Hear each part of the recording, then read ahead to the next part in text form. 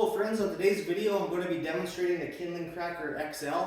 It's a safer way to make kindling than if you're using an axe or a hatchet. It keeps your fingers out of the way. Just put the wood in and give it a couple taps with a hammer. I'll demonstrate it now. Just take a piece of wood, put it in the center of the blade, get a good sized hammer, give it a couple taps. And you can make it to whatever size you like. Just keep going smaller and smaller. As you can see, your fingers are out of the way. It's safe, especially if you're working alone, out on the homestead or out camping and there's no one around if you were to injure yourself.